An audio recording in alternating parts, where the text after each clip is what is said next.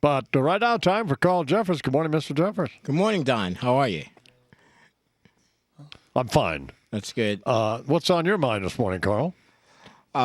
First of all, I'm very impressed with that jacket. It just looks really good on the monitor, I must say. I don't know if it's new or not, but it's a good-looking jacket. You're really an idiot, Carl. Well, that could be. Jesus God. That could be, but I know good jackets when I see them. Thank you very much. It's a Hickey Freeman jacket that they made for me. There you It's go. a Joseph Abboud design, Okay. and I paid for it. And they would be very disappointed if someone, whether it was me or someone else, didn't mention something about it because it shows they're doing their job right. So there you Well, go. I paid them, so it's not one of those deals like O'Reilly or some of these other cheapskates who have to get their clothes free to appear on television. Okay, well, that takes me out of the conversation. I just wanted to mention how good you look in your jacket. So Wouldn't you think O'Reilly, who I suspect makes a lot of money, at least he keeps telling us he does, could buy his own clothes? Wouldn't you think that? You would think that, and the Yeah. public information that's revealed does show that he does make a lot of money. Yes, he does. So Yes, he yes, gives well- a lot away, too, by the way. That's So very anyway, true. Okay.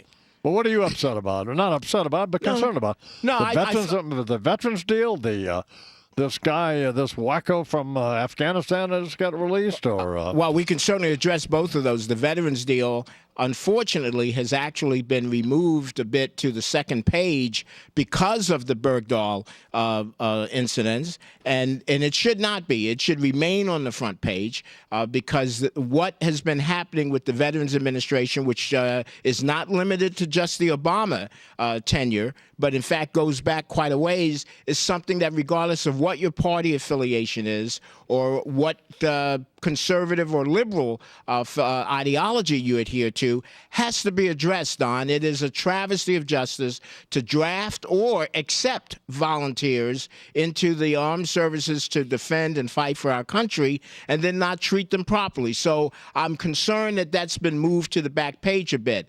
As for Bergdahl, I just think we all need to step back a bit and let's find out what's really going on there. Because in reality, if they did not have enough facts available to make a determination that this was someone not worthy of negotiating a release for or a rescue for, then they really had no choice but to go through with the efforts to try to release any American prisoner of war who was being held for any time. And certainly since we're just starting the debate now about whether it was justified, whether he was a deserter, whether he left the post. All of these questions are being asked now, and there'll be an opportunity for him to answer those questions. Then certainly at the time they were making the decision to negotiate his release, they did not have the information then to say, no, we won't do it in this case because it's questionable as to whether he was really serving properly or whether he was a deserter. They didn't have that information. So let's get him home because he was held for 5 years as a prisoner of war, and he is an American soldier. Let's get him home. Let's take care of doing what we would do for every American prisoner of war and certainly every armed serviceman or woman.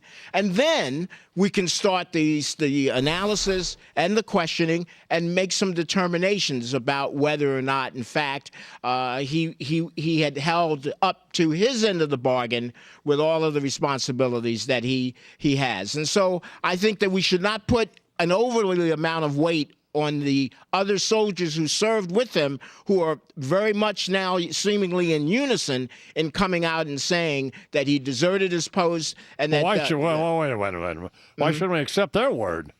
That's what I'm saying. I think I think that the media and the public is beginning to put too much emphasis on what they're saying, and certainly those who oppose the president in this. Well, why wouldn't we? They served with him.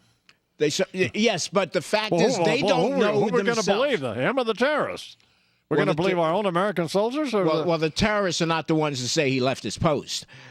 So it's really the question Well, of. no, they wouldn't say that, would they? So, but then then we don't have to worry about who do we believe, the terrorist or his own soldiers. But the fact that his own soldiers were making these charges and are making them now certainly means that they have to be looked into. And everyone has acknowledged, Don, that he will be questioned extensively once he is through the period of recovery, both mentally and physically, and debriefed. And then we'll deal with the matter. But I don't think. When are you going to be through your recovery, both mentally and physically? Well, I'm making tremendous progress just by appearing with you because it gives me that stamina. Like you've lost your mind.